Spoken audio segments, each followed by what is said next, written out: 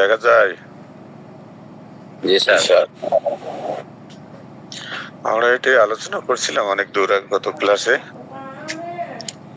তো আবার শুরু থেকে শুরু করি আর কি। তো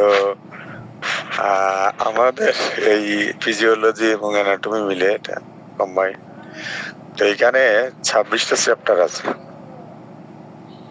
এই 26টি চ্যাপ্টারকে প্রতিটা চ্যাপ্টারে কমপক্ষে 2টো করে ক্লাস লাগবে, মানে যে 2টা কম্বাইন সাবজেক্ট, একটা ছাড়া একটা আলোচনা করা খুব কঠিন। সেজন্য এখানে কিভাবে আমরা আগাবো একটা প্ল্যান করা দরকার। তো আমরা আগের দিন বলছিলাম যে হিউম্যান বডি সম্পর্কে আমরা একটা ওরিয়েন্টেশন আজকে দেব, পরিচিতি, যেটা আগের দিন আলাপ হয়েছে। আমি খুব বেশি এক্সপ্লেনেশনে যাব না। তো এটার লার্নিং অবজেক্টিভ কি, আমরা আসলে এটার শেষে আমরা কি শিখবো সেটা আমি আগের দিন বলেছিলাম। আমরা we can distinguish between anatomy and physiology and identify several branches of this. anatomy physiology সম্পর্কে আমরা ধারণা পাবো এবং তাদের কিছু শাখা প্রশাখা সম্পর্কে ধারণা পেতে পারি, এবং describe the structure of the body from simplest to most complex in terms of the 6 levels of organization. 6টা লেভেলে আমরা হিউম্যান বডির সম্পর্কে আমরা সিম্পল থেকে কমপ্লেক্স, মানে সাধারণ থেকে জটিল অবস্থা পর্যন্ত জানতে পারবো। মানে আমাদের এই এটা পাঠের যে উদ্দেশ্য সেটাই কথা বলছি। এবং identify the functional characteristic of human life, human লাইফের ফাংশনাল যে ক্যারেক্টারিস্টিক্স, কার্য পরিচালনার যে বৈশিষ্ট্য সেটা সম্পর্কে আমরা জানতে পারবো।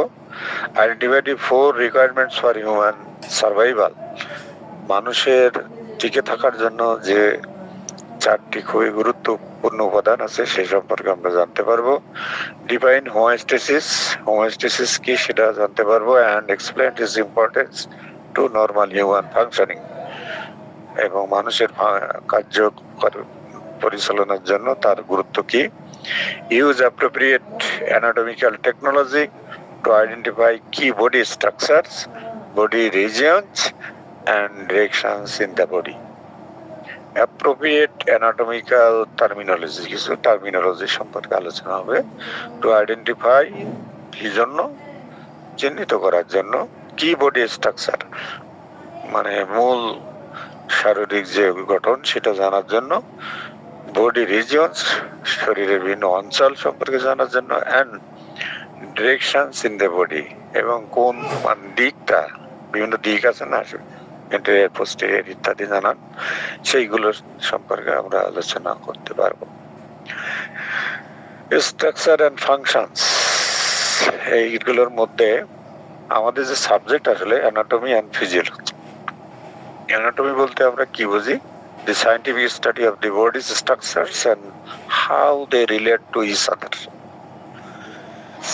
এটা বৈজ্ঞানিক একটা আলোচনা বা স্টাডি, যেখানে শরীরের গঠন সংক্রান্ত বিষয় নিয়ে আলোচনা করে, and how they relate to each other, এবং এই গঠনের মধ্যে বিভিন্ন যে পার্টস আছে তারা একটা অপরটার সাথে কিভাবে রিলেটেড, সংযুক্ত, বা একটার উপরে কিভাবে ডিপেন্ডেন্ট বা ইন্ডিপেন্ডেন্ট, এইগুলো যে সাবজেক্ট আলোচনা করে সেটাকে বলি আমরা অ্যানাটমি।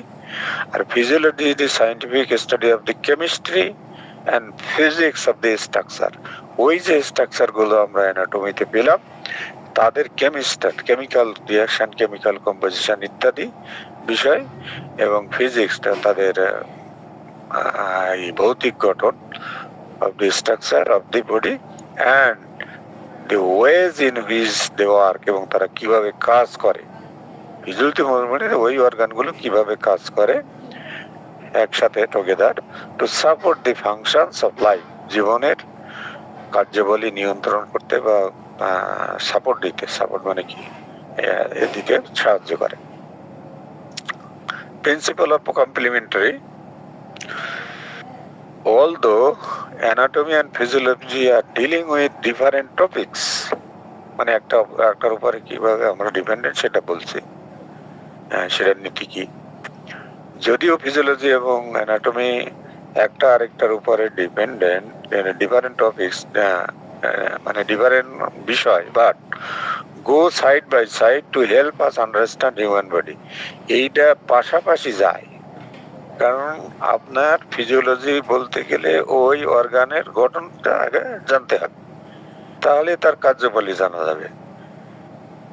অ্যানাটমি হলো গঠন, ফিজিওলজি হলো কার্যবলী। তাহলে গঠন জানলে তার কিভাবে কাজ করে সেটা জানা যাবে, এই জন্য এটা সাইড বাই সাইড যায় আমাদের হিউম্যান বডি সম্পর্কে জানার জন্য। We need physiology to understand the anatomical design a certain structure. Understand the anatomical design, ডিজাইনটা কিভাবে করা হয়েছে আর তার স্ট্রাকচারটা কিভাবে হয়েছে সেটা জানা। হোয়াই দি হার্ট, যেমন এটা উদাহরণ, why the heart and lungs side sit beside each other, কেন হার্ট এবং লাঞ্চ একে অপরের পাশাপাশি অবস্থান করছে, এটা একটা জানা, এটাই ফিজিওলজির কাজ। Why need anatomy to understand, we need anatomy to understand how certain structure work.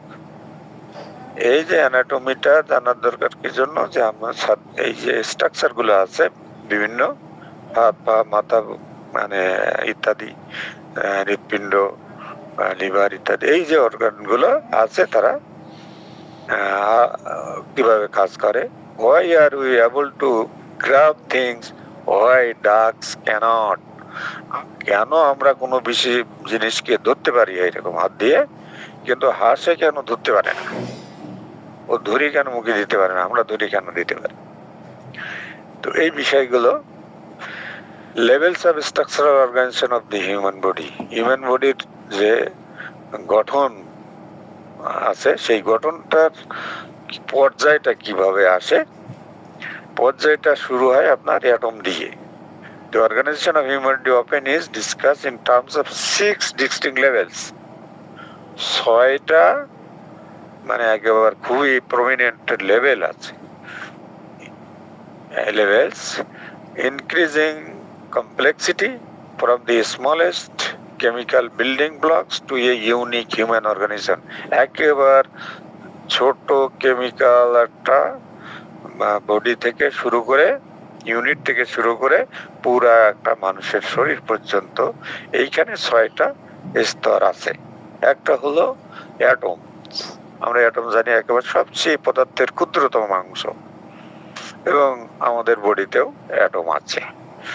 অ্যাটমের পরে মলিকুল আছে, মলিকুল হলো কতগুলো অ্যাটমের সমন্বয়ে গঠিত হলো মলিকুলস। মলিকুলের পরে আমাদের আছে অর্গানেলস। অর্গানেলস মানে কিছু আছে, যেমন সেলের মধ্যে আছে যে গোলজি বডি, মাইটোকন্ড্রিয়া ইত্যাদি, এইগুলোকে বলা হয় অর্গানেলস।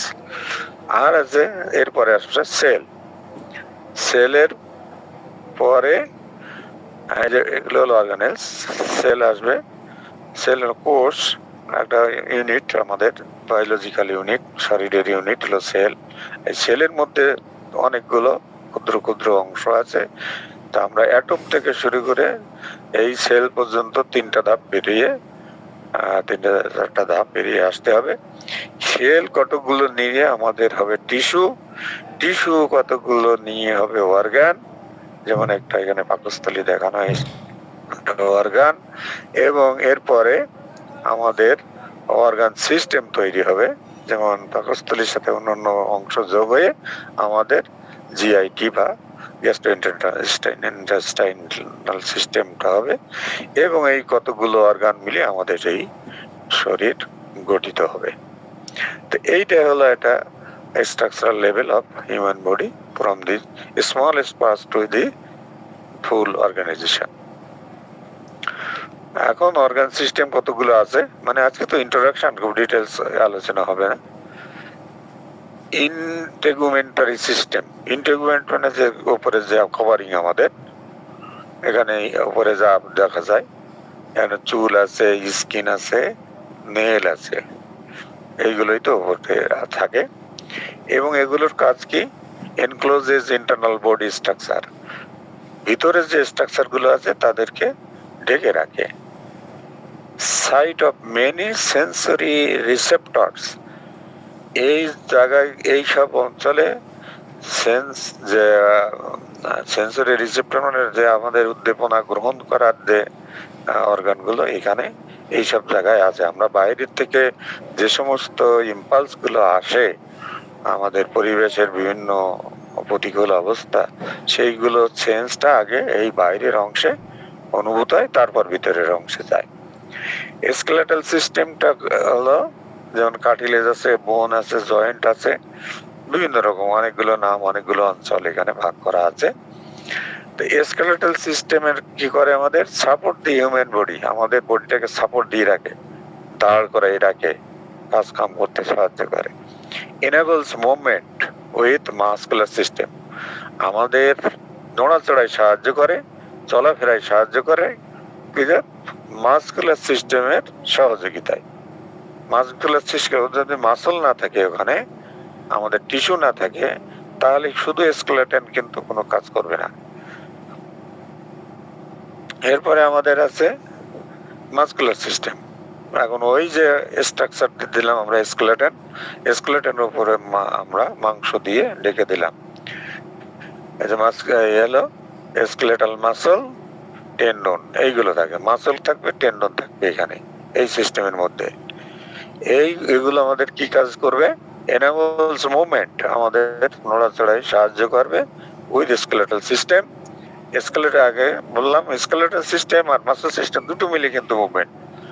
তো যখন আমরা স্কেলেটাল সিস্টেম বললাম with the help of muscle, আর এই মাসলটা মুভমেন্টে সাহায্য করে উইথ দি হেল্প অফ আমাদের স্কেলেটাল সিস্টেম।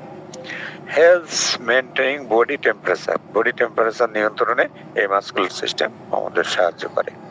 এরপরে আসে নার্ভাস সিস্টেম। নার্ভাস সিস্টেম আছে, ব্রেন আছে, স্পাইনাল কর্ড আছে, এন্ড পেরিফেরাল নার্ভ আছে, শাখা প্রশাখা যেগুলো। এই নার্ভাস সিস্টেমের কাজ কি? Detects and processes sensory information, আমাদের সেন্সরি ইনফরমেশন গুলো ডিটেক্ট করে, শনাক্ত করে, এন্ড প্রসেস করে, প্রসেস করে ওখান থেকে মানে কি রেসপন্স দেবে সেটা বলে দেয়। অ্যাক্টিভেটস বডিলি রেসপন্সেস, বডি কি রেসপন্স করবে সেটা অর্ডারটা ওখান থেকে আসবে। তার মানে আমরা অন্য অর্গান দিয়ে যে সেন্সরি স্টিমুলার গুলো পাবো, সেটা সেন্টার হিসাবে সেন্টার থেকে একটা নির্দেশনা আসবে, সেই নির্দেশনা প্রদান করা। এইগুলো হলো নার্ভাস সিস্টেমের কাজ। এন্ডোক্রাইন সিস্টেম, এন্ডোক্রাইন সিস্টেম বিভিন্ন গ্ল্যান্ড আছে, pituitary gland, thyroid gland, process pancreas, adrenal gland, testis, এগুলো বিভিন্ন গ্ল্যান্ড আছে। কাজ কি? সিক্রেট হরমোন, করে বিভিন্ন কাজে, যেগুলো আমাদের সাহায্য করে। রেগুলেটস বডিলি প্রসেস, আমাদের শরীরের প্রত্যেকটা প্রসেসকে নিয়ন্ত্রণ করে। কার্ডিওভাস্কুলার সিস্টেম, এখানে হার্ট আছে, ব্লাড ভেসেলস আছে, মানে এটা আর্টারি বা বলেন, ভেন বলেন, এইগুলো সব মিলে cardiovascular system. Delivers oxygen and nutrients to tissue, এই সিস্টেমের মাধ্যমে, এটা একটা পরিবহন তন্ত্রও বলা হয়, এর মাধ্যমে আমাদের অক্সিজেন এবং নিউট্রিয়েন্ট, যেটা পুষ্টি, শরীরের বিভিন্ন অঙ্গে প্রত্যঙ্গ, বিভিন্ন কোষে পর্যন্ত পৌঁছে দেয়। ইকুয়ালাইজেস টেম্পারেচার ইন দি বডি, শরীরের পুরা শরীরের তাপমাত্রাকে নিয়ন্ত্রণ করে, একটা ইকুইলিব্রিয়াম কন্ডিশনে রাখে। লিম্ফ্যাটিক সিস্টেম, লিম্ফ্যাটিক সিস্টেম আছে থাইমাস, লিম্ফ নোডস, স্প্লেন আর লিম্ফ্যাটিক ভেসেলস। লিম্ফ্যাটিক ভেসেল দিয়ে লিম্ফের যে সিক্রেশন গুলো যায়। তাহলে লিম্ফেটিক সিস্টেমের কাজ কি? রিটার্নস ফ্লুইড টু বডি, বডিতে ফ্লুইড গুলোকে ফিরিয়ে আনে। ডিফেন্স এগেনস্ট প্যাথোজেন, এবং প্যাথোজেনের বিরুদ্ধে এরা কাজ করে। প্যাথোজেন বলতে আমরা ভাইরাস, ব্যাকটেরিয়া, ফাঙ্গাস ইত্যাদি যেগুলো, তাদের বিরুদ্ধে ডিফেন্স মেকানিজম তৈরি করে। Respiratory system, respiratory nasal passages, যেখান থেকে নাক দিয়ে আমরা শীত নিঃশ্বাস গ্রহণ করি, এটা একটা যে ফাঁকা জায়গাটা, এর ট্রাকিয়া আছে, লাংস আছে, এবং এটা আরো ডিটেলস পরবর্তীতে আসবে।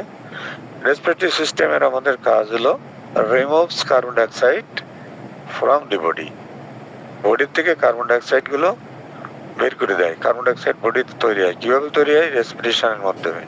রেসপিরেশন কিভাবে? কার্বোহাইড্রেট ভেঙে আমাদের পানি এবং অক্সিজেনের সাহায্যে নেবে, পানি এবং শক্তি তৈরি হবে, আর কার্বন ডাইঅক্সাইড বের করবে, সাথে সাথে ডেলিভার অক্সিজেন টু ব্লাড, ব্লাডে অক্সিজেন সরবরাহ করবে। আর আছে ডাইজেস্টিভ সিস্টেম, এটা স্টোমাক, মানে মুখের থেকে শুরু হবে আর কি, খাদ্যনালী সহ। Stomach, liver, gall bladder, large intestine, small intestine, এগুলো আমাদের ডাইজেস্টিভ সিস্টেমের, মানে এখানে শুধু ডাইজেস্ট যারা করে সেখান থেকে শুরু করা হয়েছে। Processes food for use by the body, বডির গ্রহণযোগ্য অবস্থায় খাদ্যকে নিয়ে আসে। আমরা যে খাই ওই অবস্থায় তো গ্রহণ করতে পারে না, ওকে ডাইজেস্ট করে ক্ষুদ্র মাত্রায় যেভাবে আমরা গ্রহণ করতে পারি সেই অবস্থায় নিয়ে আসে। প্রোটিনকে ভেঙে অ্যামাইনো অ্যাসিড তৈরি করে, বা অন্যান্য জটিল কার্বোহাইড্রেটকে ভেঙে ছোট কার্বোহাইড্রেট তৈরি করে। এখানে এনজাইমেটিক অ্যাক্টিভিটি আছে। Removes waste from digested food, আমরা খাবার পরে যতগুলো আমাদের শরীর গ্রহণ করে বাকি অংশটা শরীর থেকে বের করে দেয় থ্রু আমাদের Anas urinary system. Excretory system না স্যার, এটা ডাইজেস্টিভ সিস্টেম, এক্সক্রিটরি সিস্টেম তো আছে আলাদা। আমরা বলতেছি এই ডাইজেস্টিভ সিস্টেমের কাজ হলো, একটা হলো খাদ্য প্রসেস করা, আর হলো বাকি খাদ্যটা বের করে দেওয়া, সেটা অন্য সিস্টেমের মাধ্যমে বের করবে, ঠিক আছে? এদের কাজ হলো খাদ্য যেটুকু নেওয়ার সেটুকু নেবে, বাকিটা ঠেলে দেবে অন্যদিকে, ওই ঠেলে দেওয়া পর্যন্ত এদের কাজ। তারপর এক্সক্রিশন সিস্টেমের কাজ হলো এই যে ইউরিনারি সিস্টেমে এরা এক্সক্রিশন করে, এবং আমাদের ওইখান থেকে কি বলে, আমাদের বাথরুম যে দেখতে হয় অ্যানাস দিয়ে, সেগুলো। তাহলে ইউরিনারি সিস্টেম হলো controls water balance in the body.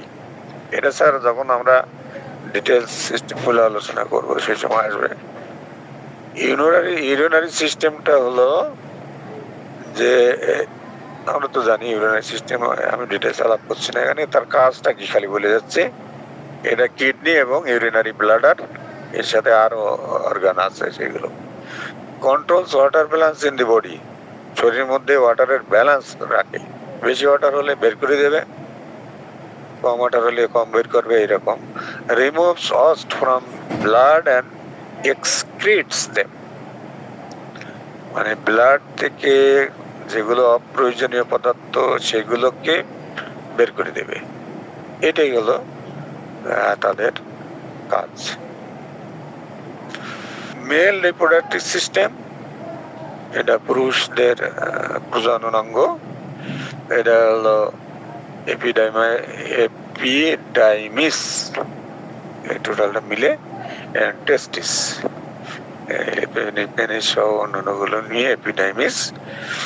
R mail reproductive সিস্টেমের কাজ হলো produces sex hormone and gametes, male gametes তৈরি করে আর সেক্স হরমোন তৈরি করে, আর ডেলিভার্স গ্যামেটস টু ফিমেল, এই গ্যামেট গুলো ফিমেলকে সরবরাহ করে, সেটা কয়েকজন।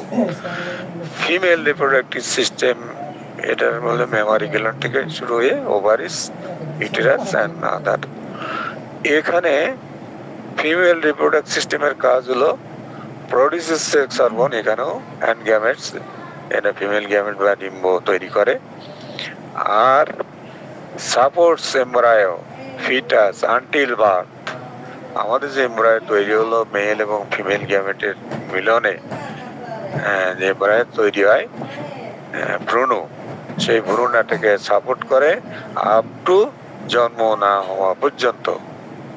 প্রডিউসেস মিল্ক ফর ইনফ্যান্ট, আরেকটি কাজ হলো যে শিশু জন্মগ্রহণ করবে তার জন্য খাদ্য হিসেবে দুধ তৈরি করা। ফাংশনাল রিকোয়ারমেন্ট অফ লাইফ, জীবনের যে কোনো কার্যাবলী দরকার। মেনটেনেন্স অফ লাইফ ইনভলভস, একটা হলো অর্গানাইজেশন, আরেকটা হলো মেটাবলিজম, আরেকটা হলো রেসপন্সিভনেস। অর্গানাইজেশন মানে সমন্বিতকরণ, মেটাবলিজম এটা দুই ভাগে, ক্যাটাবলিজম হজম এবং তৈরি ভাঙা গড়া। রেসপন্সিভনেস কোনো বিষয়ে সংবেদনশীলতা, মুভমেন্ট চলাফেরা, ডেভেলপমেন্ট গ্রোথ অ্যান্ড রিপ্রোডাকশন বৃদ্ধি উন্নয়ন এবং তার বংশবিস্তার। তাহলে মেটাবলিজমের মধ্যে আবার দুটো আছে, একটা হচ্ছে অ্যানাবলিজম আর একটা হলো ক্যাটাবলিজম। অ্যানাবলিক রিয়াকশন আর বিল্ডিং রিয়াকশন এটা তৈরি করে অ্যান্ড দে কনজিউম এনার্জি। যেমন অ্যানাবলিক রিয়াকশন হলো কার্বোহাইড্রেট, এটার এখানে কি করে আমাদের অক্সিজেন দিয়ে ভেঙে এনার্জি রিলিজ করে, এই এনার্জি তৈরি করে। Catabolic reaction break materials down and release energy. ও অ্যানাবলিজম হলো রিকোয়ার্স এনার্জি, এটা এনার্জি দিয়ে সাহায্য করে অন্যান্য উপাদান তৈরিতে, আমি উল্টা বলে ফেলছি। আর ক্যাটাবলিজম হলো যে কার্বোহাইড্রেট বা ইত্যাদি ভেঙে আমাদের সরল ভেঙে শক্তি উৎপাদন করবে, এই শক্তিটা কাজে লেগে শরীরের গঠনে আমাদের অ্যানাবলিজম সাহায্য করবে। ধরো অর্গানাইজেশন, ওই যে সবগুলো আসছে আস্তে আস্তে আসছে। Organization are trillions of cells organized in a way that maintains distinct internal compartments. অনেকগুলো ট্রিলিয়নস অফ সেল, অনেক অসংখ্য কোষ মিলে আমাদের যে অর্গানাইজেশন এটা গঠিত হয় সেটাকে মেনটেন করে। এই ডিপার্টমেন্ট কম্পার্টমেন্টস, ডিপার্টমেন্ট অর্গানস এইগুলো পরিচালনা করা বা মানে সাহায্য করা, বিভিন্ন কাজ করা, সেই সমন্বিত যে প্রক্রিয়া সেটা হলো অর্গানাইজেশন। আর মেটাবলিজম তো আমরা বললাম, অ্যানাবলিজম অ্যান্ড ক্যাটাবলিজম দুটো, ওটা রিপিট হয়ে গেছে। এরপরে responsiveness, it is the ability of organism to adjust to changes in its internal and external environment. এইটা হলো যে আপনার বহিস্থ বা আভ্যন্তরস্থ কোনো পরিবর্তন হলে তার প্রতি আপনার সাড়া দেওয়া, অ্যাডজাস্ট করা, সেটা সাড়া দেওয়া এবং সেটাকে করা আর কি, কারেকশন করার সহযোগিতা করাকে আমরা বলি রেসপন্সিভনেস। আপনি যদি রেসপন্সিভ না হন, খোঁচা দিলে যদি আপনার কোনো অনুভূতি না হয়, আপনার যদি ওইগুলো কেটে গেলে আপনি ঠিক করতে না পারেন, আপনার ওখানে যদি আপনার ইম্পালস না পৌঁছায়, ওখানে ব্লাড না পৌঁছায়, তাহলে তো কোনো কাজ হবে না।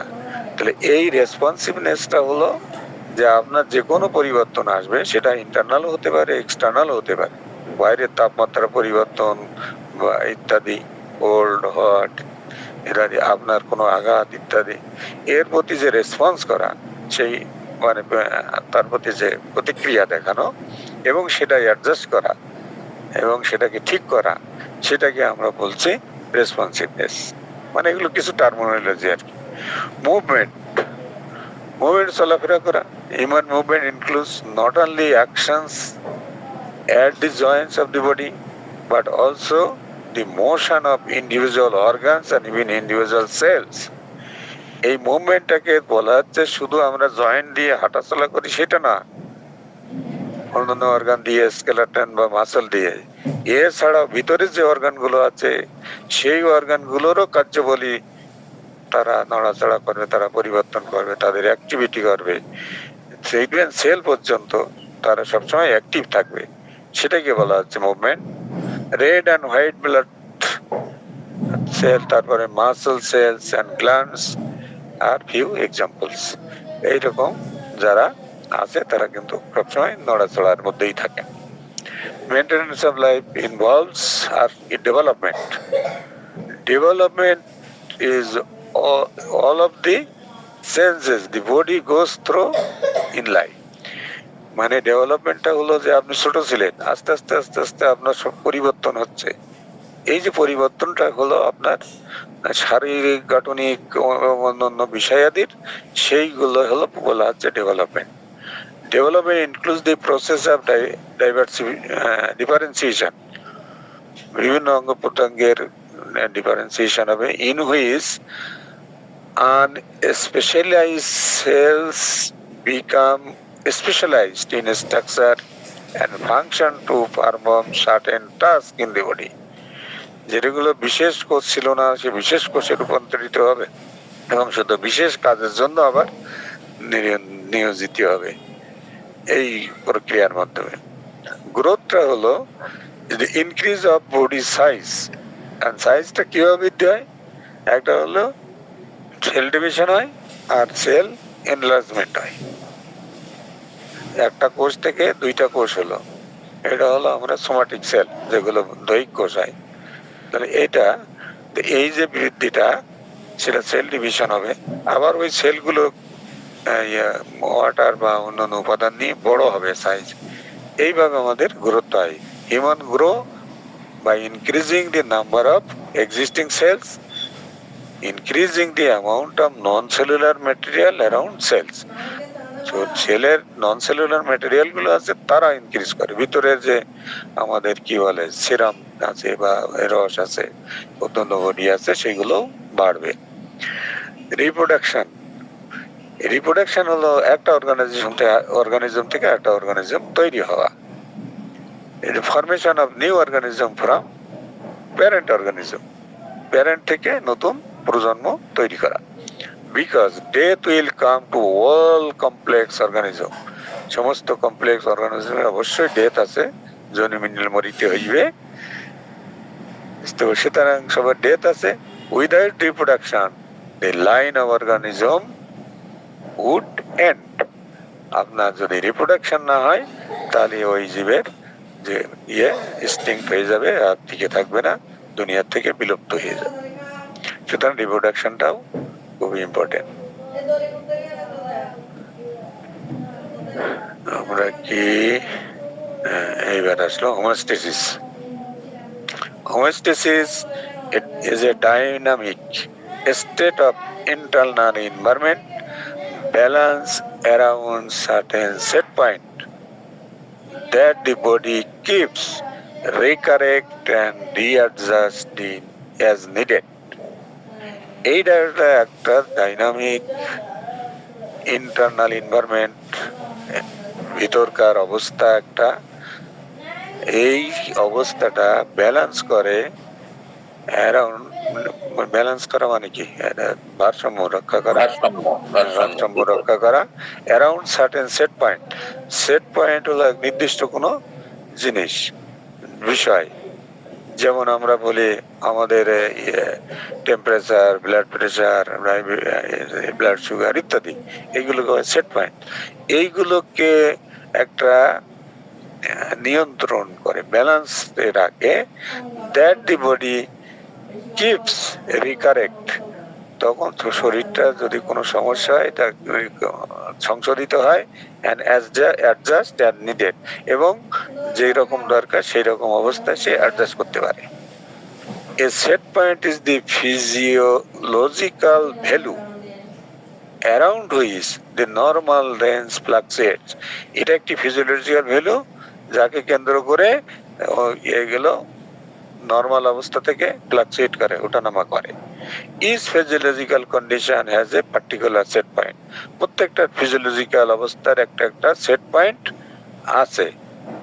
যেমন আমরা বললাম বডি টেম্পারেচার, এইটা হলো আপনার উপরের অবস্থা, ব্লাড প্রেশার, আপনার সার্কুলেটরি সিস্টেমের অবস্থা, হাইড্রেশন, পানির অবস্থা, সেল বা ইয়ের থেকে, ব্লাড থেকে ইত্যাদি। এই যে সেট পয়েন্ট, এই সেট পয়েন্ট গুলোকে আপনার একটা ব্যালেন্সে রাখাকে আমরা বলি হোমিওস্ট্যাসিস।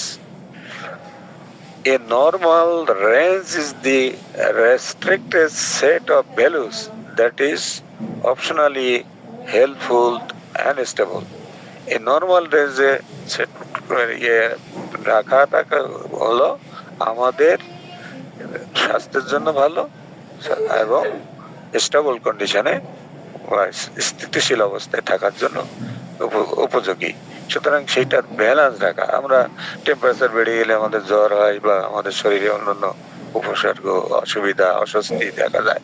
ব্লাড প্রেশার বাড়লে আপনার অস্বস্তি হবে। সুতরাং এইগুলোকে নিয়ন্ত্রণ করতে, ব্লাড প্রেশার বেড়ে আপনার ফ্যাটাল কোনো কিছু দুর্ঘটনা ঘটতেও পারে। তাহলে এইগুলো নিয়ন্ত্রণ করা আসলে এই সেট পয়েন্ট গুলো নিয়ন্ত্রণ করে যে পদ্ধতি, সেটাকে আমরা হোমিওস্ট্যাসিস বলছি। Homeostasis is a work of all organ system, especially the nervous and endocrine system. সমস্ত অর্গান সিস্টেমের এইটা একটা কাজ, এইগুলোই করা। স্পেশালি দি নার্ভাস সিস্টেম, নার্ভাস সিস্টেম বেশি ভূমিকা রাখে এখানে, অ্যান্ড এন্ডোক্রাইন সিস্টেম। এন্ডোক্রাইন সিস্টেমটা কি করে আমরা আগে বলেছি যে ওইগুলো প্যাথোজেন ইত্যাদি বিরুদ্ধে কাজ করে। কারণ প্যাথোজেন মানে যদি আমরা ভাইরাস, ব্যাকটেরিয়া, ফাঙ্গাস ইত্যাদি যদি ঢোকে, তারা কিন্তু আমাদের শরীরে বিভিন্ন পরিবর্তন আনার চেষ্টা করে। সেই পরিবর্তনগুলো আনার জন্য, তার বিরুদ্ধে ফাইট করার জন্য কিন্তু এই নার্ভাস সিস্টেমটা ইম্পালস দেয়, বিভিন্ন অর্গানকে অর্ডার দেয় যে তোমরা ওখানে কাজ করো। আবার এন্ডোক্রাইন সিস্টেম তারা বিভিন্ন সিক্রেশন দিয়ে তাদেরকে প্রতিহত করার জন্য, ইমিউন সিস্টেম ডেভেলপ করার জন্য কাজ করে।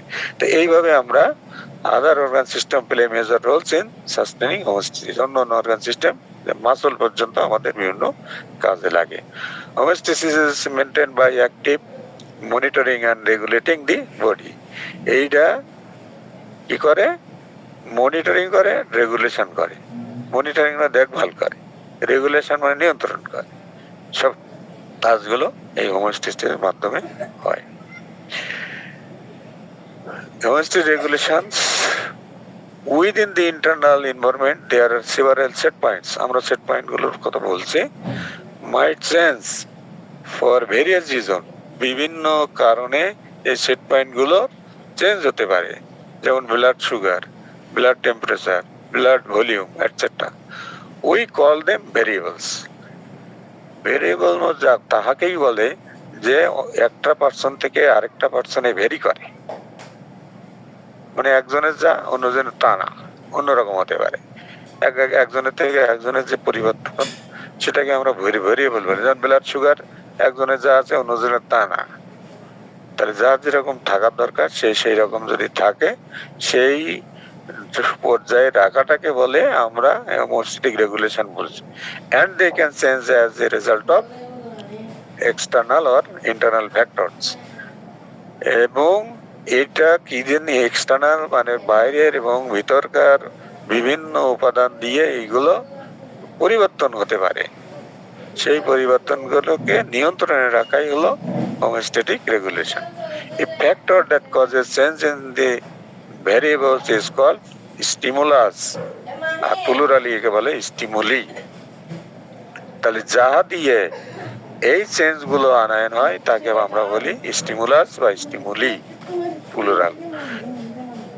এখন দেখেন, আমরা the process of controlling the variables is called homeostatic regulation, and it involves three parts.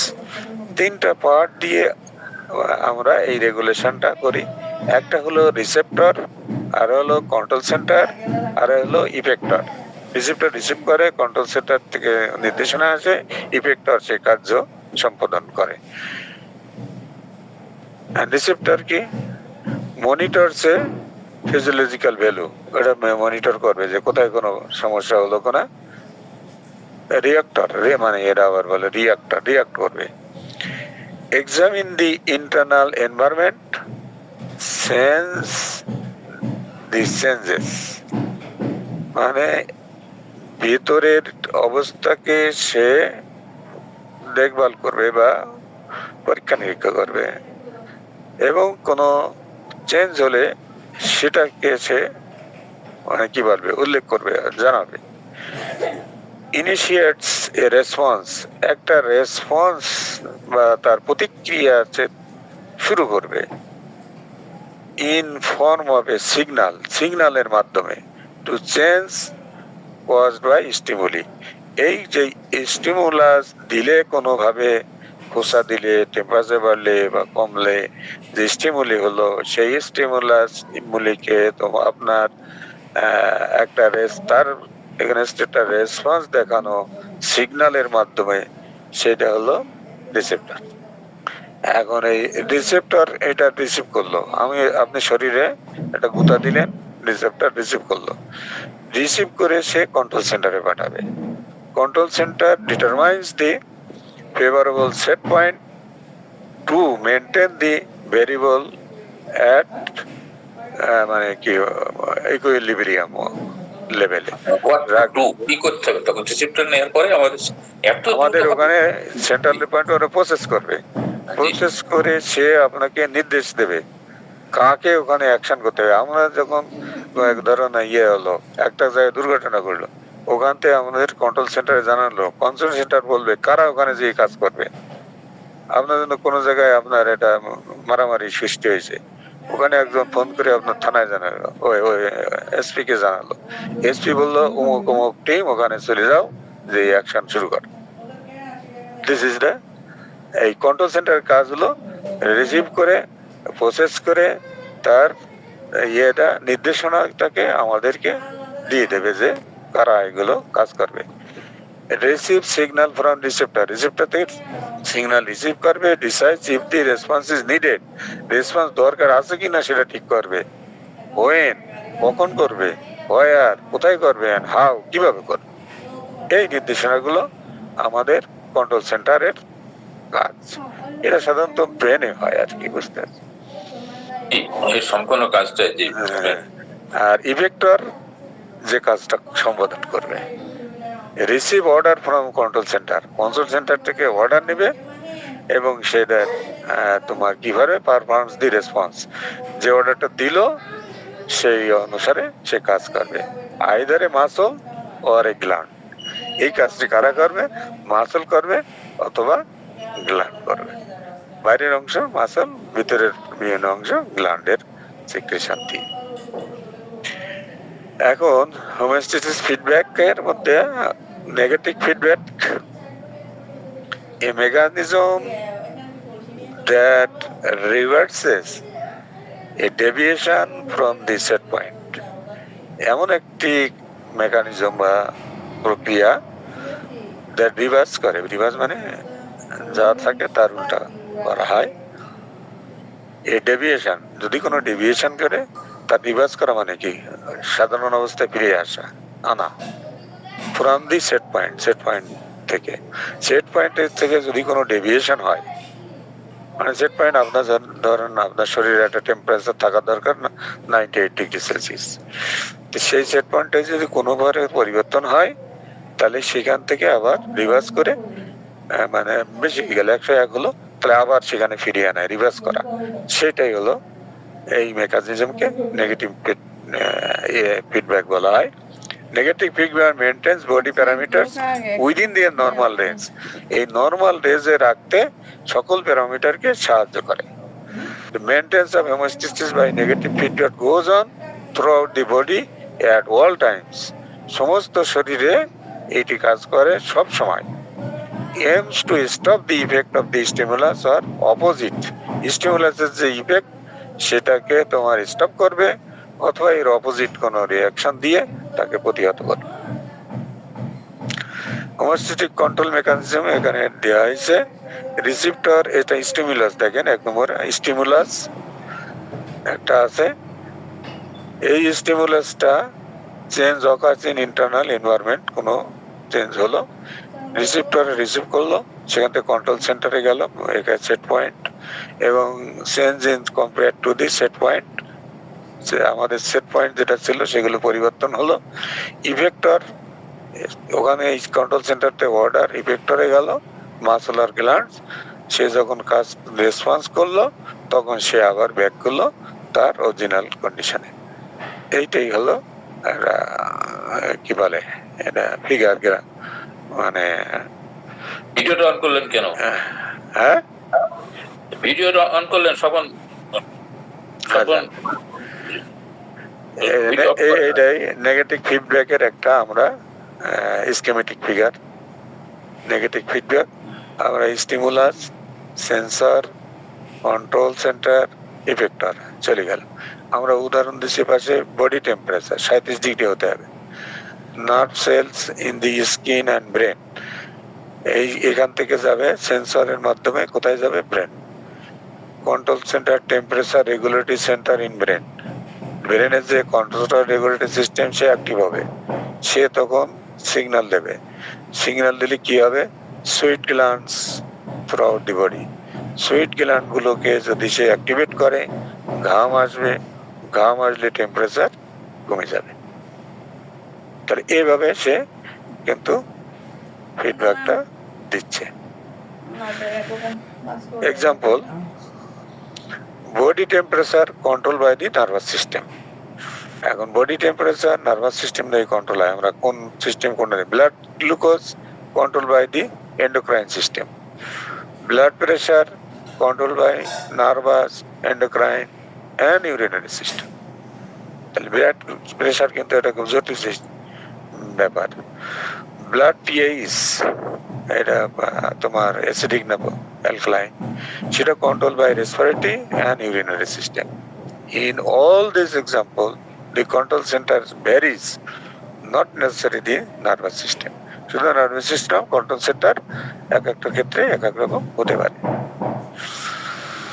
এখন হলো পজিটিভ ফিডব্যাক।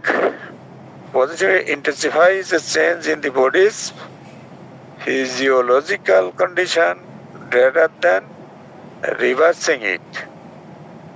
এটা হলো intensifies, মানে কি জটিলতর করে তোলে, বাড়ায়। A change in the body's physiological condition, physiological যে কন্ডিশনটার চেঞ্জ আসলো সেইটাকে সে দমন না করে বা রিভার্স না করে যদি আরো বাড়ায়, তখন সেটাকে আমরা বলি পজিটিভ ফিডব্যাক। নেগেটিভটা কিন্তু ওগুলা রিভার্স করার জন্য, দমন করার জন্য, স্বাভাবিক রাখার জন্য চেষ্টা করছে, আর এ বরং আরো বাড়াইয়ে দিছে। বাইরের শত্রু আগে মির জাফরের কাজ করতেছে, বাইরের শত্রুর সাথে যোগ হয়ে আমাদের আরো সর্বনাশের দিকে নিয়ে যাচ্ছে। A deviation from the normal range result in more change and the system moves further away from the normal range. এটার আবার পজিটিভ ইফেক্ট আছে, আমাদের কোনো কোনো ক্ষেত্রে এটি কাজে লাগে। এটা যে অকাজের তা নয়, কোনো কোনো ক্ষেত্রে এটা করতে হয়। তাহলে এই ডেভিয়েশন ফ্রম নর্মাল রেঞ্জ থেকে রেজাল্ট ইন মোর চেঞ্জেস, যে চেঞ্জ গুলো আসে নর্মাল অবস্থা থেকে, and the system moves further away from the normal range, এবং নর্মাল রেঞ্জ থেকে আরো সামনের দিকে অগ্রসর হয়। Positive feedback is the in the body is normal only when there is a definite end point, সেটা বাড়াইয়ে নিয়ে যাওয়া যায় যার কোনো একবার শেষ আছে, ওইখানে যে শেষই যাবে, সে আর বাড়ার তার সুযোগ নাই, এরকম একটা অবস্থা। যেমন চাইল্ড বার্থ অ্যান্ড বডির response to blood loss are two examples of positive feedback. এই যে শিশু জন্মগ্রহণ করা, এইখানে কিন্তু এই যে ইম্পালসটা দেওয়া হয়, ওই ইম্পালসটা আরো না বাড়ালে কিন্তু বাচ্চা হয় না, এটা পরে দেখাচ্ছে। তাহলে এটা হলো আবার ব্লাড লস যেটা হয়, সেটা থেকে ব্লাড লসের অবস্থা বুঝে কিন্তু ব্লাডটাকে তৈরি করার একটা বা দেওয়ার একটা সিস্টেম আমাদের কিন্তু নিতে হয়। তো এইটা হলো positive feedback loops that for normal but are activated only when needed. এটা যখন দরকার শুধু তখন ছাড়া এটা আমাদের কাজ করে না। এটা পজিটিভ ফিডব্যাকের আছে, এইটা চাইল্ড বার্ড দিয়ে বোঝানো হয়েছে। Children at full term is an example of a situation in which the maintenance of the existing body state is not desired. এখন বডি স্টেটটা এখন নর্মাল রাখার দরকার নাই, এখন আমাদের দরকার হলো প্রেসার বেশি দরকার, এখানে ইম্পালসটা বেশি দরকার এই চাইল্ড বার্থের সময়। সেই জন্য এটা এই ক্ষেত্রে বাড়ানো আমাদের জন্য দরকার। Nerve impulse from cervix transmitted to brain, নার্ভে একটা ইম্পালস দিল সার্ভিস ইয়েতে, brain stimulates pituitary glands to secrete oxytocin, oxytocin secrete করলো আমাদের পিটুইটারি গ্ল্যান্ড থেকে, ব্রেন বললো যে তুমি অক্সিটক্সিন সিক্রেট করো। Oxytocin carries in blood stream to uterus, তখন সে অক্সিটক্সিনটা কোথায় গেল, পিটুইটারি গ্ল্যান্ড থেকে আমাদেরকে ওই যে ইউটেরাসে গেল। ইউটেরাসে অক্সিটক্সিন stimulates urines containing and pushes baby towards service, সার্ভিসের দিকে পুশ করবে তখন ওই যে ইউরিন কন্ট্রাকশন, ইউরিনারি যে কন্ট্রাকশনের মাধ্যমে ওখানে যে চাপ প্রয়োগ করা হয় তো তখন সার্ভিসের দিকে যাবে। সার্ভিসের দিকে গেলে হেড অফ দি বডি পুষে সেখানে সার্ভিস, সার্ভিসের বাইরে তখন হেডটাকে ঠেলে দেবে। এই যে সিস্টেমটা, এটা একটা পজিটিভ ফিডব্যাক, এটা আমাদের দরকার আছে। হোমিওস্ট্যাটিস ইমব্যালেন্স, কখন ইমব্যালেন্স হয়? If for any reason the হোমিওস্ট্যাটিস is disrupted and could not restored, severe sequences might result. এই যখন আমাদের এই হোমিওস্ট্যাটিসটা ডিসরাপ্ট হয়ে যাবে, ভেঙে যাবে, কন্ট্রোলের বাইরে চলে যাবে, এটাকে রেস্টোর করা খুবই কঠিন হয়ে যায়। এই সিভিয়ারটা কনসিকুয়েন্সেস মাইট, এই সিভিয়ারে কোনো কনসিকুয়েন্সেস বা কোনো দুর্ঘটনা ঘটতে পারে। Many diseases like diabetes, blood pressure are a result of the body inability to restore the set point.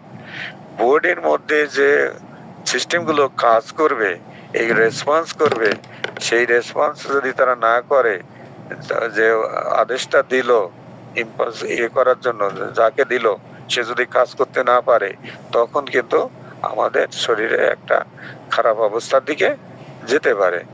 যেমন ডায়াবেটিসের কাজ কি? এন্ডোক্রাইন সিস্টেম থেকে আপনার ইনসুলিন সিক্রেট করা, কিন্তু ইনসুলিন সিক্রেট করতে ব্যর্থ হলো, তাহলে আমাদের বডিটা কি হলে একটা ইমব্যালেন্স অবস্থার দিকে চলে যাবে।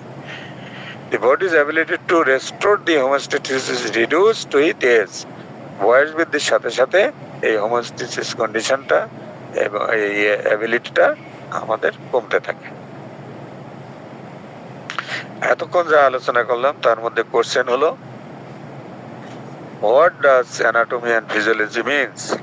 অ্যানাটমি অ্যান্ড ফিজিওলজি বলতে কি বুঝি? Define the principle of complementary, complementary কি কি? What are the organ system in human body and what are their functions? কি কি অর্গান সিস্টেম আছে, তাদের কাজ কি? কতগুলো অর্গান সিস্টেম দেখালাম। ডিফাইন হোমিওস্ট্যাসিস, হোমিওস্ট্যাসিস কি? List the three parts involve in maintaining homeostasis. এটা হলো রিসিপ্টর, এটা ইফেক্টর, আর এটা হলো কন্ট্রোল সেন্টার। এই বিষয়গুলো, এই অংশটাকে আমরা যদি পরীক্ষা নেই, এই হলো কোশ্চেন। এরপরে আমরা আসি অ্যানাটমিক্যাল পজিশন। সময় আছে কত স্যার? স্যার আজকে মনে হয় এ থাকে ভালো হয় স্যার। 35 বেজে গেছে। ওই আগের দিন ওই পর্যন্তই আলাপ করছিলাম। বাজার থেকে ইম্পর্টেন্ট ব্যাপার হচ্ছে যে বিষয়টা, এটা গলদবরত করতে হবে, হজম করা। জি স্যার, হজম করাটা মানে সেই সিস্টেম, ডাইজেস্টিভ সিস্টেম। আপনি তো বলেন। এখন আমরা যে আমার এটা হলো এই যে প্রশ্নগুলো এখন করলাম, গ্রুপ ডিসকাশনের জন্য। যেমন আমরা যেটুকু আলাপ করছি এর মধ্যে কিন্তু এই উত্তরটুকু জানলে, আপনার এই প্রশ্নগুলো লিখে এর উত্তর খুঁজলে আপনার এই যেটুকু আমরা আলোচনা করছি সেটুকু কিন্তু এর মধ্যে পাওয়া যাবে। ঠিক আছে? জি স্যার, এটা ক্লাস সেশন তো, মানে এই আর কি, মানে ক্লাসে দলগত ভাবে যে কাজগুলো স্টুডেন্টরা করে, গ্রুপ ওয়ার্ক, সেই না, ধরনের আমাদের জন্য প্রযোজ্য যে আমরা এই প্রশ্নগুলো যদি রেজিস্টার করি, মানে রেজিস্টার করি, তাহলে এইগুলো খুঁজতে গেলে আমরা যেটুকু আজকে আলোচনা করছি সেটুকুর উত্তর আমরা পাবো এবং সেটা জানা আমাদের জন্য সহজ হবে। আর এই ডিসকাশনটা হলো এই বিষয়গুলো নিয়ে আরো ডিটেলস ডিসকাশনে যায় ক্লাসের মধ্যে, সেই ক্লাসগুলোর গ্রুপের মধ্যে ডিসকাশন হয়। আমাদেরও গ্রুপ, কিন্তু আমরা ফিজিক্যাল না যেহেতু সেহেতু ডিসকাশন করা যাচ্ছে না, গ্রুপ ভাগ হয়ে করতে হয় প্রেজেন্টেশন দিই। তো ঠিক আছে, আজকে তাহলে এই পর্যন্ত। সকলকে ধন্যবাদ ধৈর্য সহকারে শোনার জন্য। আপনারা বুঝে থাকলে ভালো, এবং বোঝার চেষ্টা করি। এগুলো শরীরবৃত্তীয় কাজ, এগুলো জানা আমাদের জন্য খুবই জরুরি। এবং অ্যানাটমিতে এখন খুব একটা ডিটেলস আসি নাই, আস্তে আস্তে আসবো। আজকে ইন্ট্রোডাকশনটা দিলাম, পরিচিতি। এগুলো আর কিছু আছে, অ্যানাটমিক্যাল পজিশনটা দিলে এটা শেষ হয়ে যেত।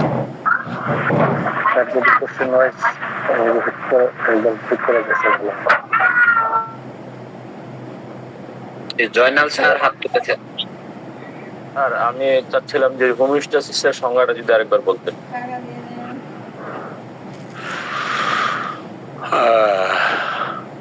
হোমিওস্ট্যাসিস।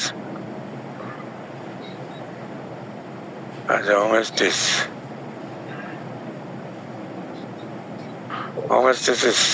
হোমিওস্ট্যাসিস হলো a dynamic state of internal environmental balance around certain set point that the body keeps recorrect and readjust as needed. আমরা যেটা বলেছি যে হোমিওস্ট্যাসিস আমাদের একটা ডাইনামিক প্রক্রিয়া, যেটা আমাদের শরীরের ইন্টারনাল কোনো পরিবর্তন হলে সেটাকে কারেক্ট করার জন্য, সেটাকে পুনরায় তার স্বাভাবিক অবস্থায় ফেরানোর জন্য যে প্রচেষ্টা চালায় সেটাকে বলা হয় হোমিওস্ট্যাসিস। আপনার শরীরে বিভিন্ন কারণে পরিবর্তন আসতে পারে। আপনার টেম্পারেচার যদি বেড়ে যায়, আপনার মধ্যে একটা কোল্ড লাগলে, কোল্ড আসলে, আপনার খোসা লাগলে আপনার একটা পরিবর্তন আসবে। আপনার কোনো প্যাথোজেন যদি ঢোকে তার পরিবর্তন আসবে।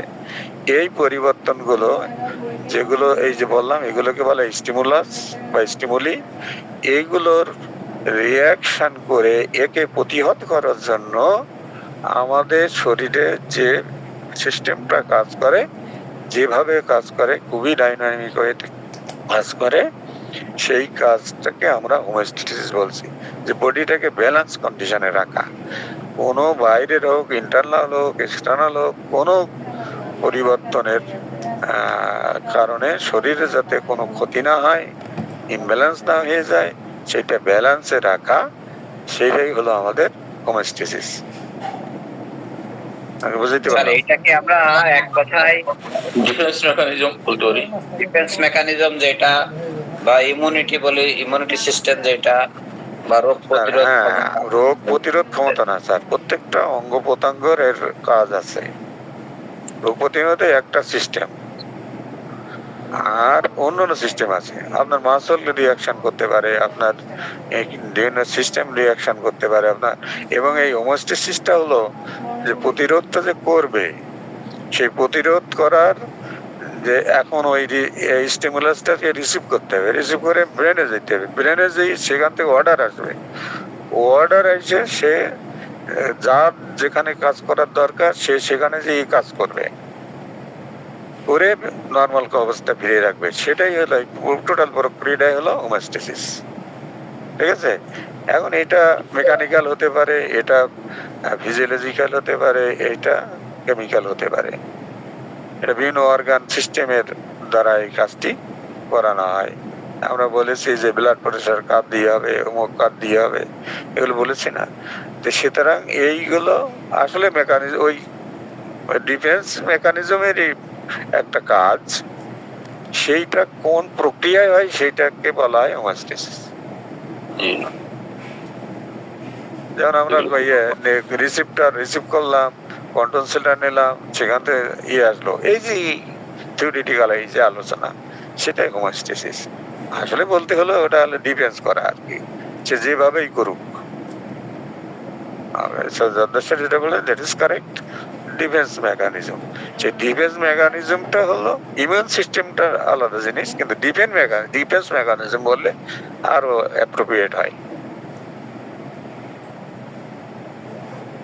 ঠিক আছে স্যার?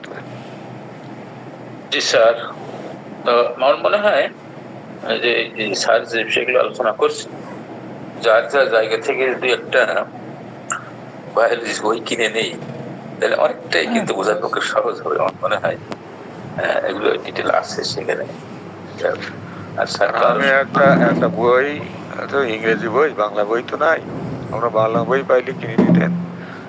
ইংরেজি বই আমার পিডিএফ আছে, যদি আপনারা চান আমি দিয়ে দিতে পারি, কিন্তু পুরো বুঝতে হতে হবে। টেস্ট বুকস অফ ফিজিওলজি আছে আমার কাছে, আমি যদি আপনাদের শেয়ার করি, আপনারা ওটা দিয়ে করতে পারেন। আর ওটাই কিন্তু 3-4টা বই আমি ডাউনলোড করে রাখছি। Thank you sir, thank you very much, জাজাকাল্লাহ। স্পেশালি যারা আর্টস ব্যাকগ্রাউন্ড অথবা ইঞ্জিনিয়ারিং ব্যাকগ্রাউন্ড, যারা কখনো বায়োলজিটা পড়া হয়নি, আমাদের হোমিওপ্যাথি কলেজগুলোতে যে পদ্ধতি লেখাপড়া হয়, হয়তো অবশ্যই ভালো ভালো ক্লাস হয়, কিন্তু আমরা সেখানে উপস্থিত হতে পারি না বা জয়েন করতে পারি না, এটা আমাদের দুর্বলতা। সেই গ্যাপগুলো কিভাবে মেকআপ দেওয়া যায়, মেকআপ একটা পদ্ধতি বলা যেতে পারে। এই জন্য যারা আর্টস ব্যাকগ্রাউন্ড আছে তাদের কাছ থেকে আমরা ফিডব্যাকটা আশা করছি। আর স্যার আমার একটু রিকোয়েস্ট থাকবে স্যার, আপনি যে ওয়ান ওয়ে না করে একটু ফিডব্যাক সিস্টেমে রাখবেন স্যার। প্রত্যেক একটা চ্যাপ্টারের পরে বা চ্যাপ্টার বা সরি একটা 2-3টা স্লাইডের পরে একটু ফিডব্যাক, নাহলে সবাই ঘুমিয়ে থাকে তো স্যার, এই আর কি স্যার। যে আপনারা যারা আর্টস ব্যাকগ্রাউন্ড তাদের কমেন্টস আমি আশা করতেছি। কমেন্টস বলতে পজিটিভ কমেন্টস করতে হবে, দ্যাট ডাজন্ট ম্যাটার। যেমন আমার একটা নেগেটিভ কমেন্টস আছে মনে করেন, এটা পরে বলবো। পজিটিভ কমেন্টস বলতে গেলে তো থাউজেন্ডস। স্যার যে ক্লাসটা নিয়েছেন এটা অনেক অনেক মূল্যবান একটা ক্লাস, আনভ্যালুয়েবল ক্লাস বলা যায়। আসসালামু আলাইকুম স্যার। স্যার আমি যখন ওই হোমিওপ্যাথিক কলেজে ফিজিওলজি পড়ি, আমাদের পড়াতেন গণি স্যার,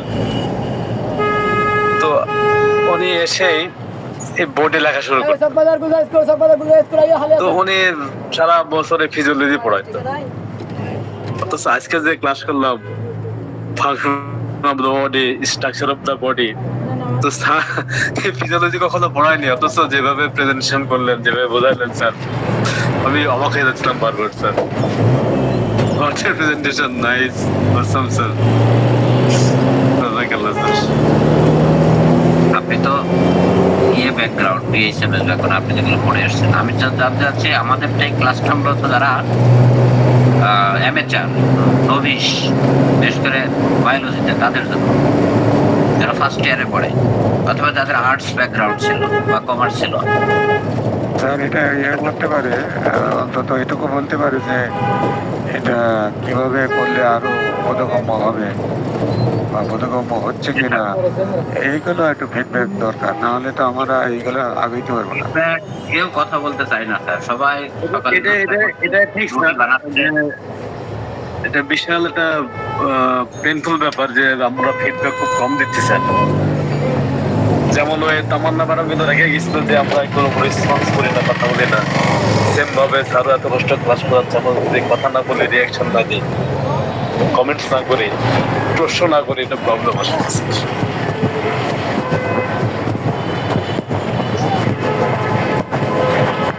ক্লাসে বসলেই নোট ডাউন করতে হবে, স্যার যে বলছেন হয় নোট ডাউন করতে হবে।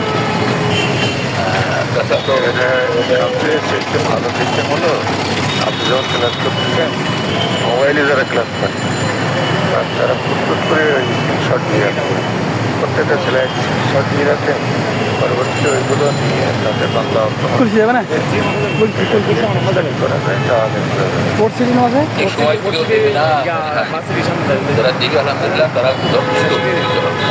এখন শিক্ষার্থীদের করতে হবে, আমি এটাও করি আর রেডি আর কি আঘাতে আর্নিকা এইটা পড়া হিসাব করে কি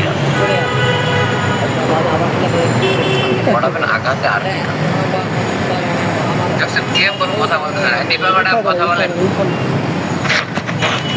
সারাটা ভালো আছেন অনেক পরে সাতটার পরে স্যার?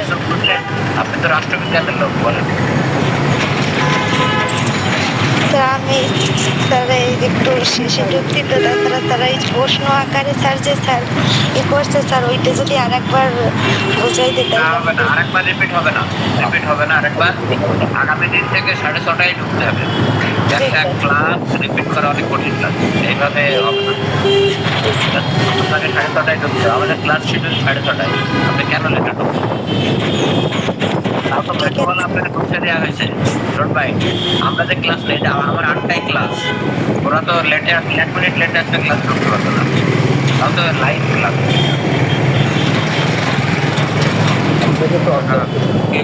স্যার হাত তুলেছেন স্যার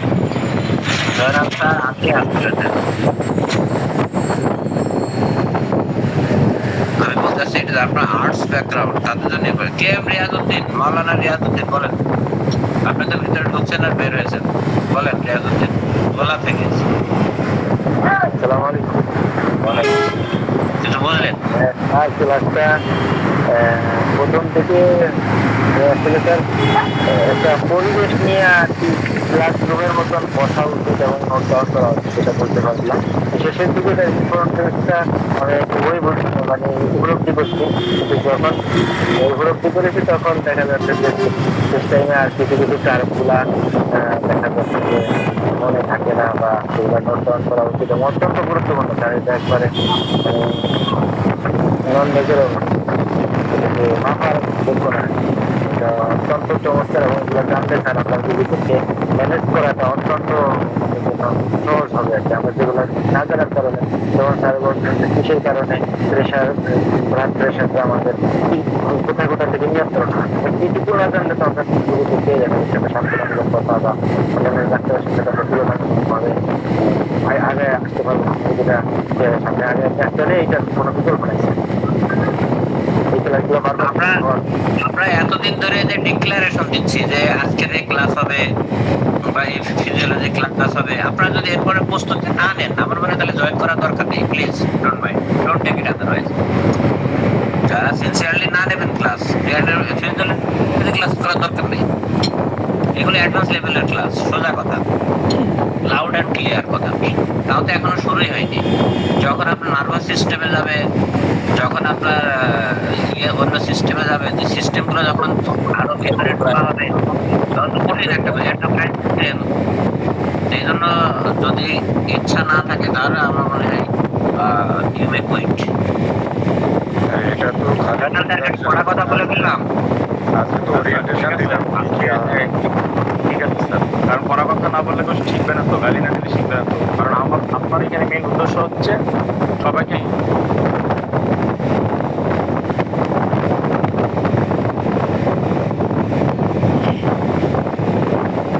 প্রফেসর মানে ইউনিভার্সিটির টিচার, ওনার কাছ থেকে যে ক্লাসটা আমরা পাচ্ছি, এই ক্লাস যদি আমরা কিনতে হতো, আমরা যেসব ক্লাস নিই প্রতি ঘন্টায় 2000 থেকে 3000 টাকা ওনাদের সম্মানী। স্যার এরকমের বিষয় তারও বেশি। জি আব্দুল মান্নান স্যার। স্যার এটা অবশ্যই ক্লাস আমাদের 3000 টাকার নিচে কোনো ক্লাস নাই, এবং এনজিওরা দিলে তো 5000 7000 দিয়ে দেয়, সেটা আলাদা জিনিস। কিন্তু এটাই তো আমি একজন ছাত্র আর আমরা সবাই মিলে শিখছি। এখানে একটি ক্লাস প্রিপারেশন করতে যথেষ্ট সময় এবং পরিশ্রম লাগে। 1 সপ্তাহ ধরে একটা ক্লাস প্রিপারেশন করতে হয়, এখান থেকে আমাদের কাটিয়ে ছিটিয়ে ছিড়িয়ে। তো সেইগুলো পরিশ্রমেরও কাজ, অনেক ইনসেন্টিভটা এমনিই দেয় না, তো করতে অনেক পরিশ্রম লাগে, সময়ও লাগে। ক্লাস আমাদের ফুল দমে ক্লাস চলছে স্যার, আমার এবার 6টা কোর্স আছে। একটা কোর্সের হলো সপ্তাহে 5 ঘন্টা ক্লাস আছে, 3টা হলো থিওরিটিক্যাল, 2 ঘন্টা হলো প্র্যাকটিস।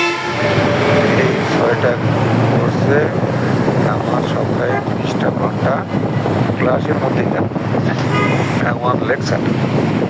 এর ফাঁকে এগুলো কাজ করার কঠিন আছে। তারপরে এই সিস্টেমগুলো কিন্তু আমরা যখন ডিপে ঢুকবো তখন তো আরো জটিল অবস্থায় আসবে। আমি তো আজকে শুধু পরিচয় দিলাম যে এর মধ্যে কি কি আছে, কিছু টার্মিনোলজি শিখলাম, কিচ্ছু না, নাথিং বাট দি টার্মিনোলজি পরিচয়,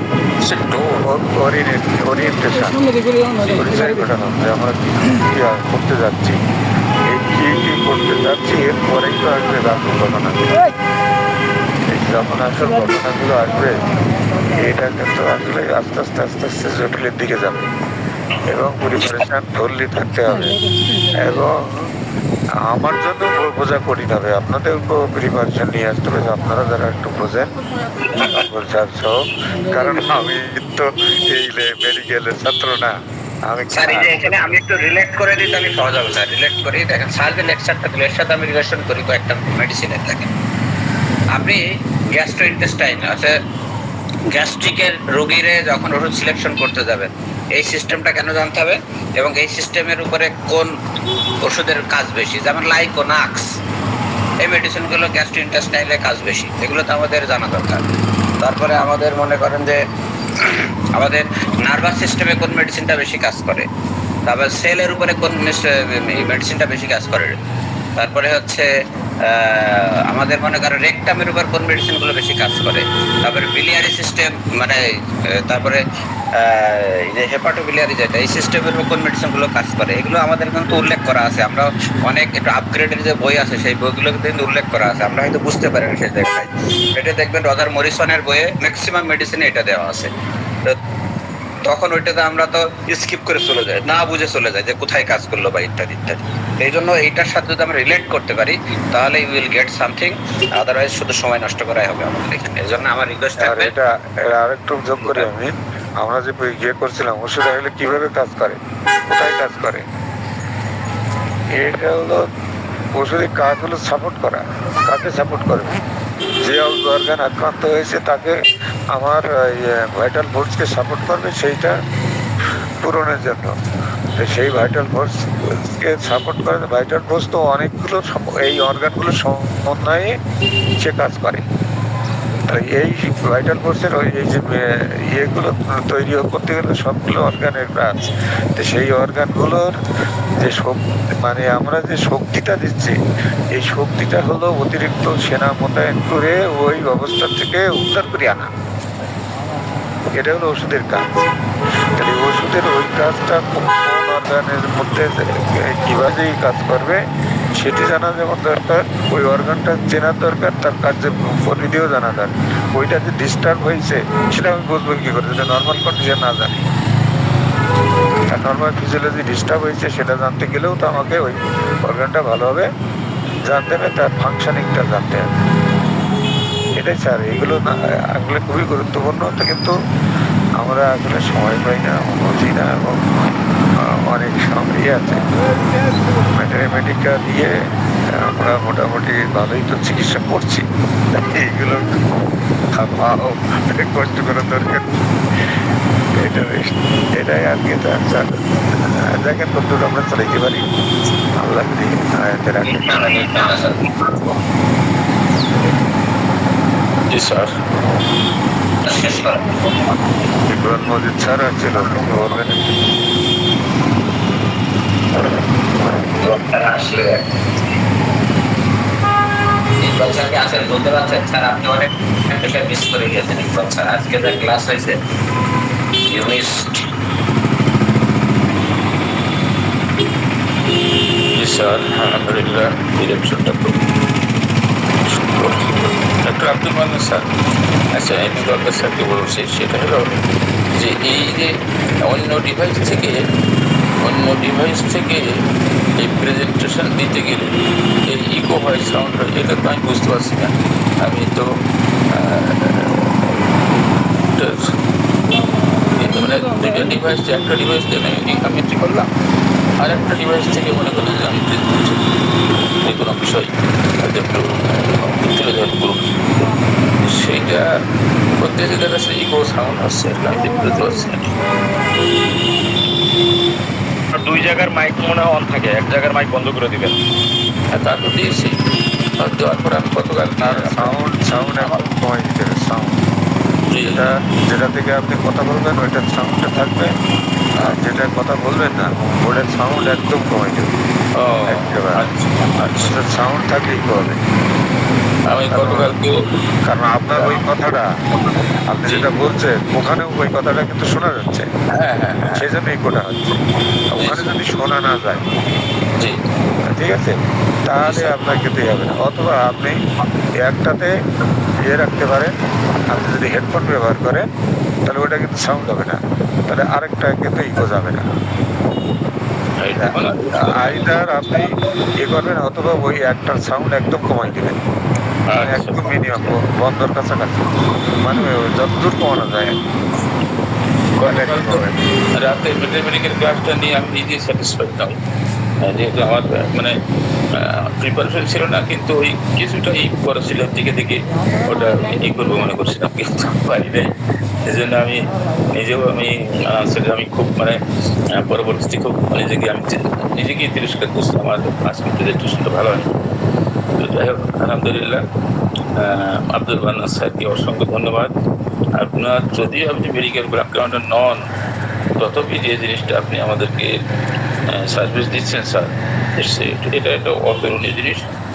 আল্লাহ তাআলা আপনার নেক হায়াত দারাজ করুন, এবং আমরা এই ধরনের বিষয়াদি সম্পর্কে আমরা জানার জন্য উদ্বুদ্ধ হব। তবে নিজের যেটা বারবারই বলছেন যে নিজের যদি চেষ্টা না থাকে তাহলে এটাকে কোনো ক্রমে এটা করা সম্ভব নয়। আলহামদুলিল্লাহ আমরা সকলে সচেষ্ট থাকবো। এটা আমাদের সাথে জড়িত 6 মাসে একটা কোর্স দেওয়া হয়েছে, এর সাথে আমরা সকলে থাকবো ইনশাল্লাহ। তো এই জন্য আমরা কিছু বই কিনবো কিংবা যে কোনো ভাবে নেবো। স্যার এখনো গুগলে সব পাওয়া যায় স্যার। আপনি যদি আর যেটা করলো, এক একটা সিস্টেম আলাদা আলাদা, যদি ভিডিও দেখতে চাই 1 ঘন্টা 2 ঘন্টার ভিডিও আছে, 10 মিনিটের 15 মিনিটের ভিডিও আছে। আপনারা যাদের মনে করেন যে এই জায়গাটা বুঝতে অসুবিধা হচ্ছে, ভিডিওটা দেখে নেবেন। একেবারে অ্যানিমেশনের মাধ্যমে দেখাবে রক্ত কিভাবে যাচ্ছে আসছে, খাবার কিভাবে মলে পরিণত হচ্ছে, ডিটেল স্যার তো টাচ দিয়ে যাচ্ছে। জি স্যার, আমাদের এখানে ভিডিও ছিল, ভিডিওগুলো সব স্কিপ করে গেছে। ভিডিওটি গেলে বইতে সবাই গেল আর আগে এই প্রত্যেকটা ইয়ের সাথে জি স্যার, ঠিক আছে আলহামদুলিল্লাহ।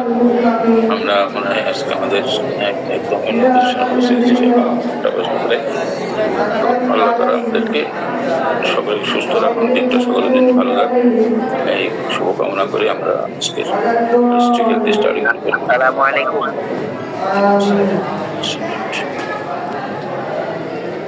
জোয়ার স্যার যে আমার নিয়মিত লিংক দিয়ে যাচ্ছেন, এই জন্য হাজার হাজার শুক্রিয়া।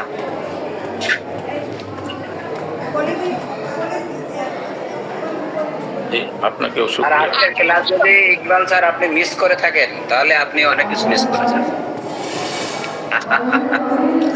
ইকবাল স্যার দিয়ে যাচ্ছেন, এই জন্য হাজার শুক্রিয়া আল্লাহর কাছে।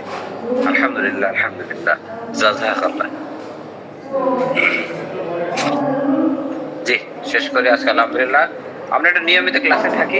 আপনি সবকিছু বোঝার দরকার নেই, আপনি মাথায় না রাখেন, দেখবেন কোনো না কোনো সময় আপনার এগুলো কাজে লাগবে এবং বুঝে যাবেন ইনশাল্লাহ।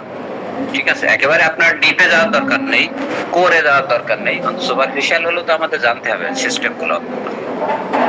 জি, সব একটা কাগজ কলম নিয়ে বলবেন অন্তত। জি স্যার, ইকবাল স্যার বলে নেই, আমাদের মুরব্বী। জি ইকবাল স্যার। আপনার এই যে কার্ডটা আপনার আমাকে দিয়ে ওই যে হোয়াটসঅ্যাপে আপনার যে চেম্বারের ঠিকানাটা, ওখানে একজন ওষুধ নেওয়ার জন্য খুঁজছিল, আপনার ঠিকানা দিয়েছিলাম, তো বললো কার্ডটা পাঠাইলে ভালো হয়। ঠিক আছে স্যার, ঠিক আছে।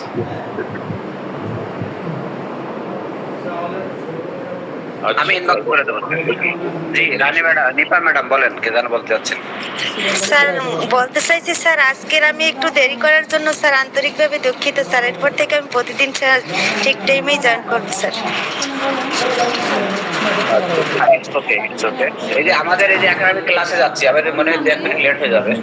আমরা ক্লাসে ছাত্র লেট করলে আমরা ঢুকতে দিই না, 5 জন হলে 5 জন ক্লাস করাই, তাহলে কি হয় নেক্সট ডে সে টাইম দেয়। ঠিক আছে স্যার দাদা।